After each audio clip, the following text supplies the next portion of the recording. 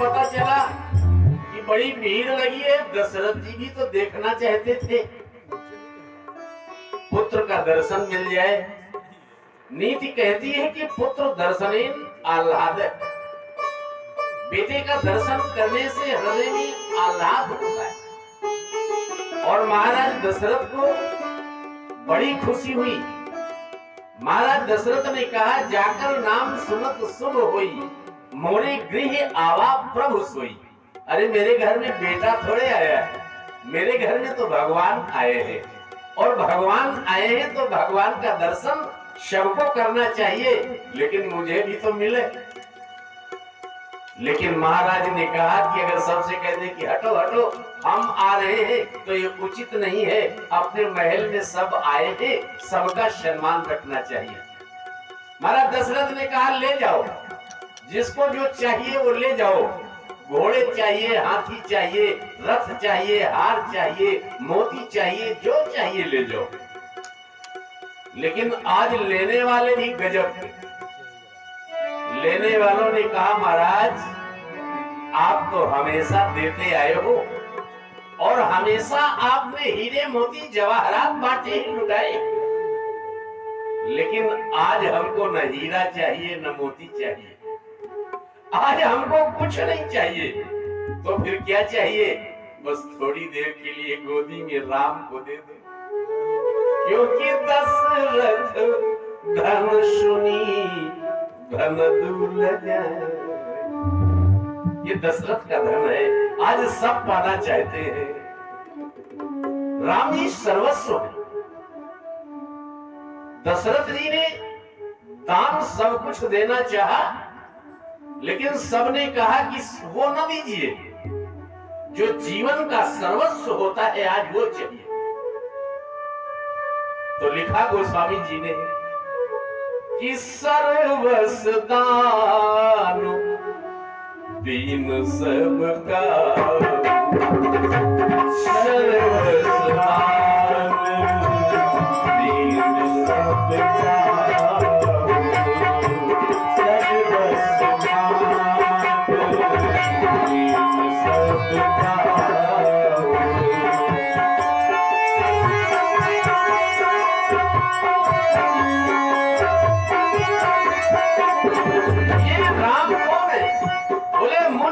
धन संतन को सर्वस्व, मुनि जन धन सर्वस्व शिव प्राणा। जो सर्वस्व है, उस सर्वस्व को महाराज दशरथ सबको दे रहे हैं, लेकिन जिसने भी पाया उसने अपने पास समेट के नहीं रखा। हाँ यही पावा राखा नहीं था,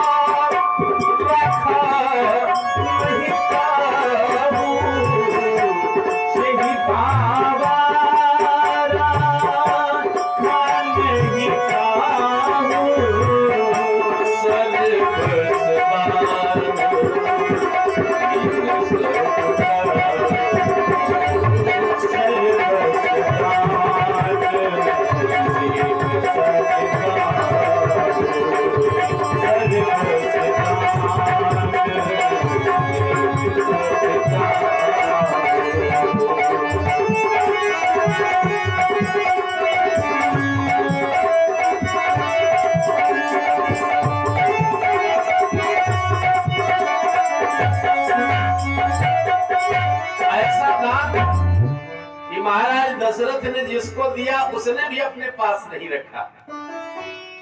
ये ऐसा धन है ना, ये समेट के रखने का नहीं होता। ये राम नाम का ऐसा धन है कि इसको तुम ही पाओ और दूसरे को भी दो। तो जे ही पावा राखा नहीं था, उसने अपने पास नहीं रखा, उसने भी सबको दिया। बाबा भोलेनाथ को पता चला, हमारे भोलेनाथ बाबा, इनको पता चला कि भगवान अयोध्या में बेटा बन के आ गए। भोलेनाथ ने कहा हम ही चलेंगे। लोगों ने कहा बाबा बड़ी भीड़ भाड़ है, वहां तुम दर्शन न पाओगे भगवान की। क्योंकि भीड़ भाड़ आज अयोध्या में ज्यादा है। बाबा ने कहा चाहे जितनी भीड़ हो हम तो जाएंगे। तो बाबा के एक चेला ने कहा कि तो आप अकेले थोड़े जाओगे, हमको भी ले चलो। ये चेला है काक घुसुंडी। काक घुसुंडी ने कहा हम ही चलेंगे। बाबा ने कहा चलो, लेकिन एक काम करना पड़ेगा, ऐसे तो लोग दर्शन करने न देंगे। महाराज दशरथ के महल में भीड़ बहुत है, तो क्या करें? काक घुसुंडी से कहा कि तुम बन जाओ हमारे चेला और हम बन जाएं ज्योतिषी, हम हाथ देखेंगे। और नाम रखा लिया। अरे काशी के विद्वान पंडित आए हैं, पंडित शंकर दयाल शर्मा। बाबा जी बन गए। और चेला काक घुसुंडी थे। चेला ने कहा कि ठीक है, आप जानते हो इनको हाथ तो दिखा के देखो, भूत भविष्य वर्तमान सब बताते हैं। और बाबा हाथ देखने लगे, न जाने कितने लोग हाथ दिखाने लगे। और बाबा देखे हाथ, अरे वाह क्या बात है, तुम्हारी भाग्य रेखा तो एक नंबर की। लेकिन एक बात है, कमाते तो बहुत हो लेकिन बचा नहीं पाते हो, खर्च हो जाता है। अच्छा, कमाया ही इसीलिए जाता है कि खर्च हो जाए, खर्चे करने के लिए तो कमाया जाता है। ज्योतिषी दो चार चीजें ऐसी बता देंगे कि आपको होगा कि बिल्कुल सही है, पक्की चीज है। आप बड़े स्वाभिमानी व्यक्ति हो, बड़े पुरुषार्थी व्यक्ति हो, आप कमाते हो, अच्छी प्रगति कर रहे हो, लेकिन पड़ोसी आपको देख के जले जा रहे हैं। चाहे जिससे बता दो कहेगा हाँ बाबा बिल्कुल सही है आपने बताया। दो चार चीजें बताई, शोर मच गया। बहुत अच्छा ज्योतिषी आया है। कौशल्या माता को पता चला, अरे हम भी अपने बेटे का हाथ दिखा दे। सनेसा आ गया, बुला के लाओ ज्योतिषी को, हम भी अपने बेटे का हाथ दिखाएंगे जरा। सिपाही आए, बाबा चलो माता ने तुम्हें बुलाया है। तो काक घुसुंडी ने कहा कि हम भी चलेंगे। चेला बोला कि हम भी तो चलेंगे, काली गुरुजी जाएंगे क्या? सिपाहियों ने कहा नहीं, गुरु भर को बुलाया है, तुमको नहीं बुलाया। तो बाबा कहे ठीक है फिर हम जाएंगे। तो चेले ने कहा गड़बड़ हो जाएगा, अभी पोल खोल देंगे बाबा, नहीं हमको मिले चलो। तो बाबा ने कहा कि देखो एक बात है कि थोड़ी हमारी नजर कमजोर है, तो चेला रेखा बड़ा स्पष्ट देखता है, तो ये हमारा चेला रेखा देखेगा और हम उसका फल बता दिया करेंगे, तो बिना चेला के हम न जाएंगे। कहा अच्छा चलो दोनों चलो, तब तो दोनों चले। भीतर भवन बुलायो कौशल्या मैया, भीतर भवन बुलायो कौशल्या मैया, भीतर भवन बुलायो कौशल्या मैया, भीतर भवन बुलायो कौशल्या मैया।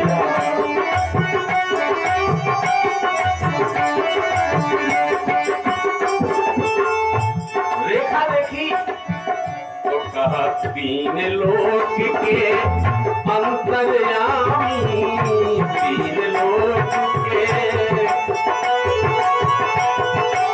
तीन लोक के अंतर्यामी, तीन लोक के अंतर्यामी, तीन लोक के अंतर्यामी।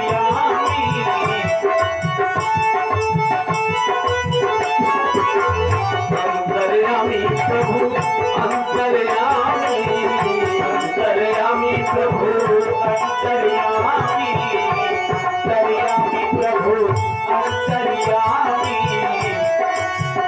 अरे सो बेटा बनी आयो कौशल्या मैया, बेटा बनी आयो कौशल्या मैया, बेटा बनी आयो कौशल्या मैया, बेटा बनी आयो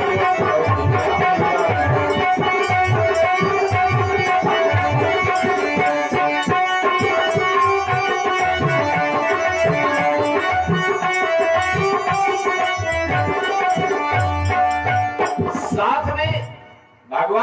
भोलेनाथ ने जब देखा तो देख करके कुछ बताना चाहते थे, मैया इनकी रेखा तो बहुत अच्छी है, बड़ा सुंदर संयोग है, नौवीं तिथि में जिसका जन्म हो वो तो भगवान का ही होता है, क्योंकि 9 के अंक से बड़ा कोई अंक नहीं होता, तो सबसे बड़ा अवतार है ये अवतारी पुरुष।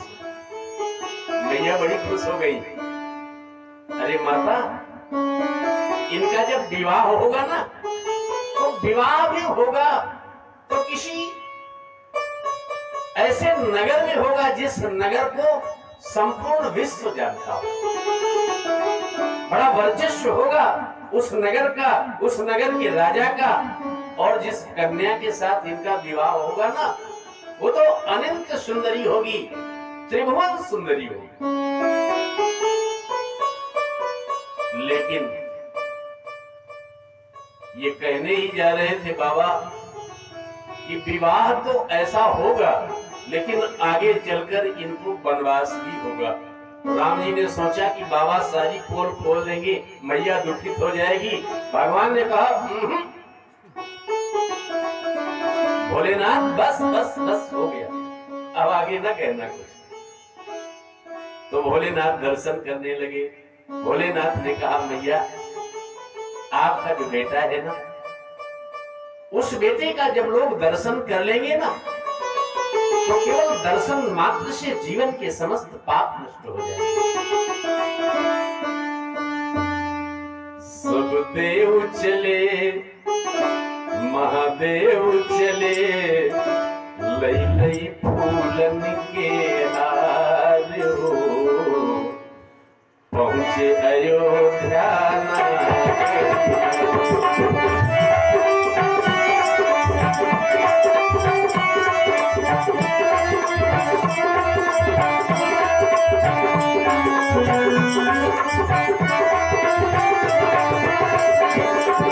देव चले महादेव चले, लई लई फूलन के हार हो, पहुंचे अयोध्या देव चले महादेव चले, लई लई फूलन के हार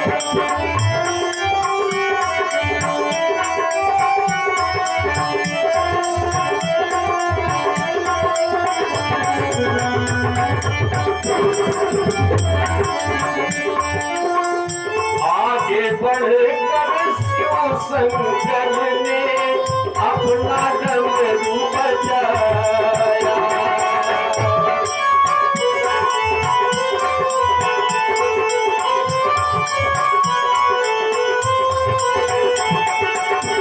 गंधर्वों ने कान मिला के प्रभु की स्तुति गाया।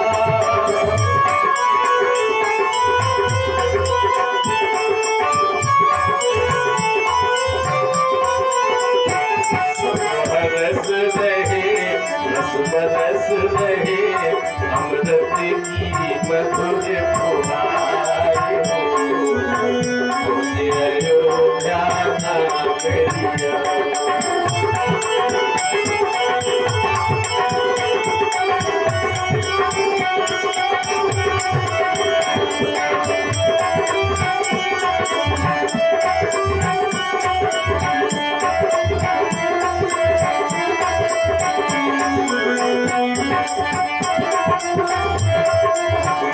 सब देव चले महादेव चले, लई लई फूलन के हार हो, पहुंचे अयोध्या नगरिया।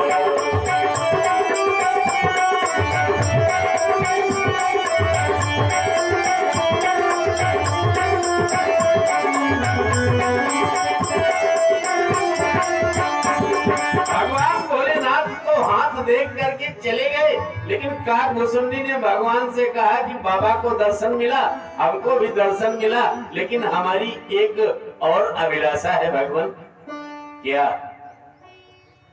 कभी आपका जूठन मिल जाए, प्रसाद मिल जाए। जूठन प्रसाद हमको भी मिल जाया करे। राम जी ने कहा कि जूठन प्रसाद तुम्हें मिलेगा। जिस समय मैं खाने चलूं ना तो बैठ जाना मुंडेर पे कौवा बन के, और मैं खाऊंगा तो खाता चलूंगा, गिराता चलूंगा। तो जो गिर जाए उसको उठा के खा लेना। भगवान भोजन जब करते हैं ना तो भोजन करने में यही करते हैं। भोजन करत चपल चित इत उत अवसर पायो, और भाजी चले किलकत मुख कभी ओदन लपटाए। मुख में चावल लगा लेते हैं, दही लगा लेते हैं और खा के भागते हैं। और जब भागते हैं तो वो जब गिरता है जूठन तो कौवा बैठा है ऊपर, काकभूषणी, और वो देखा है कि भगवान दौड़ रहे हैं, गिर गया, चावल भी गिर गया, दही भी गिर गया। तो आता है और जूठन परे अजीर सो उठाए कर खा। किसी ने कहा कि सबसे बड़भागी तो ये कौवा ही निकला जो भगवान का जूठन पा रहा है, भगवान का असली प्रसाद पा रहा है। राम जी इस तरह की लीला करते हैं। दशरथ जी ने कहा कि इनका नामकरण तो हो, नाम तो इनका रखा दीजिए। वशिष्ठ जी ने कहा कि नाम बिल्कुल रखाएंगे। अरे राजन, जो बड़ा बेटा है ना, इसका केवल कोई नाम ले लेगा तो अपने आप मंगल हो जाएगा। इस बड़े बेटे का नाम है राम, और राम में 2 अक्षर, रा और मां। रा से राष्ट्र और मां से मंगल। जिसका नाम लेते ही राष्ट्र मंगल हो जाए, वही तो है राम। क्योंकि ये तो मंगल भवन अमंगल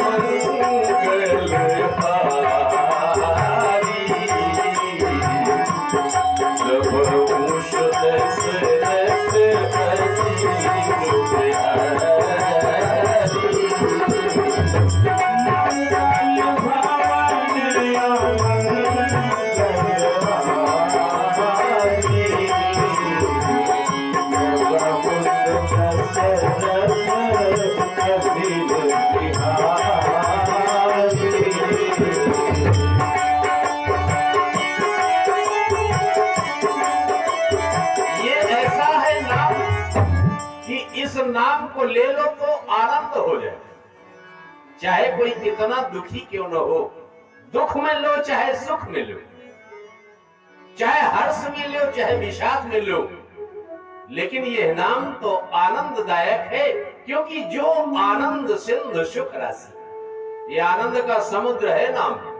और समुद्र से चाहे जितना आनंद आप ले आओ, समुद्र में आनंद की कमी नहीं होती। और राम जी का नाम आनंद का सिंधु। वशिष्ठ जी ने कहा कि बड़े बेटे का नाम 2 अक्षर का, राम। अच्छा, उससे जो छोटा बेटा है तो बोले छोटे बेटे का नाम 3 अक्षर का। जो बड़ा बेटा है वो 2 अक्षर का, राम। और इससे जो छोटा है उसका नाम 3 अक्षर का, भरत। भरत नाम।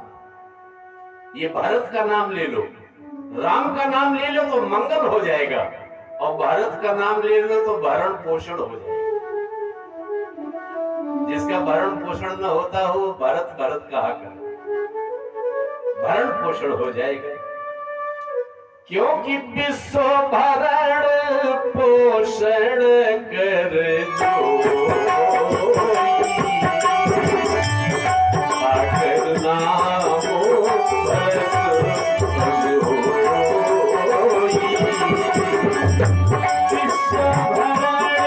जो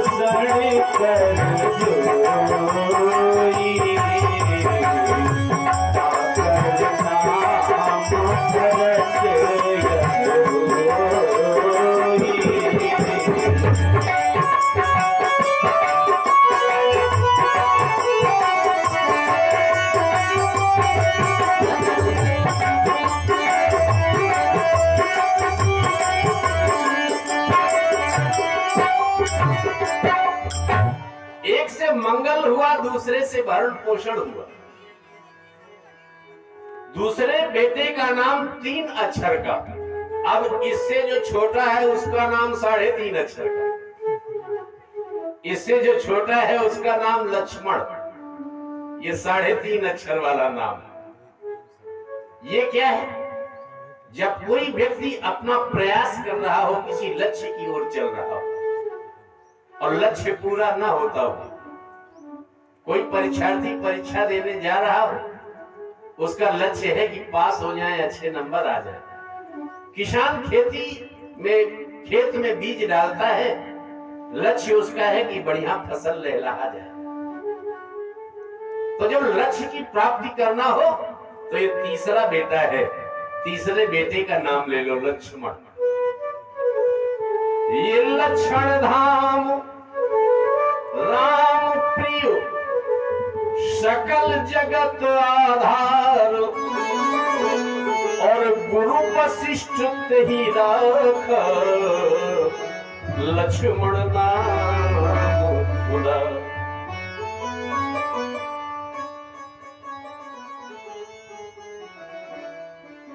तीन के नाम हो गए, पहले का नाम 2 अक्षर का, दूसरे का 3 का, तीसरे का 3.5 का, और चौथे का 4 अक्षर का। चौथे का नाम शत्रुघ्न। इस बेटे की क्या विशेषता है? आपको शत्रु बहुत परेशान कर रहे हो,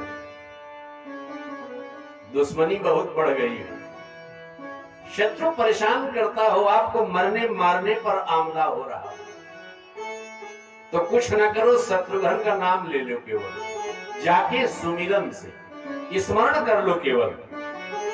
अच्छा, ये न समझो कह दो हमारे कोई शत्रु ही नहीं है, बड़ी अच्छी बात है, शत्रु नहीं होने चाहिए। हम संसार के शत्रुओं की बात नहीं कर रहे, हम तो अपने शरीर के शत्रुओं की बात कर रहे हैं। राम भजन के लिए तैयार हुए, चलो चलेंगे सत्संग में, कोई न कोई शारीरिक समस्या आ गई, नहीं जा पाए, बीमार हो गए। आज हमको वाजपेयी ने बताया, वाजपेयी जी कह रहे थे कोई माता जी आती थी और पैर में उनकी समस्या हो, ये शरीर का शत्रु परेशान कर रहा है,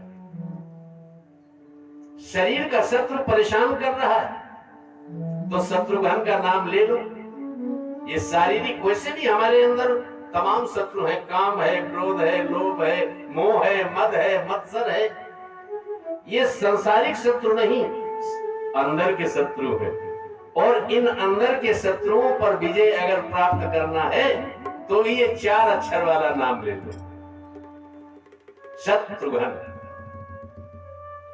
क्योंकि जाके सुमिरन तेरी पुनासा, नाम शत्रुघ्न वेद प्रकाशा, जाके सुमिरन तेरी पुनासा,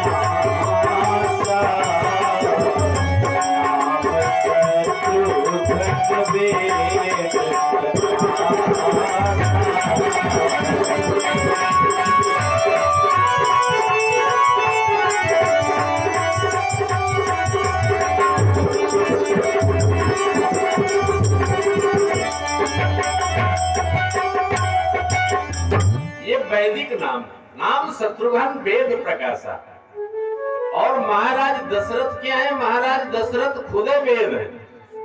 अगर महाराज दशरथ की व्याख्या कोई करता है तो कहते हैं वेदो दशरथो नृपः। तो अगर वेद के बेटा है तो इनको क्या कहा जाएगा? वेद के पुत्रों को क्या कहेंगे? तो महर्षि वशिष्ठ जैसा विज्ञानी, महर्षि वशिष्ठ जैसा विद्वान, उन्होंने कह दिया राजन ये भले ही तुमको बेटे दिखाई देते हो, लेकिन अगर दशरथ की प्रतिष्ठा वेद की है तो ये वेद के तत्व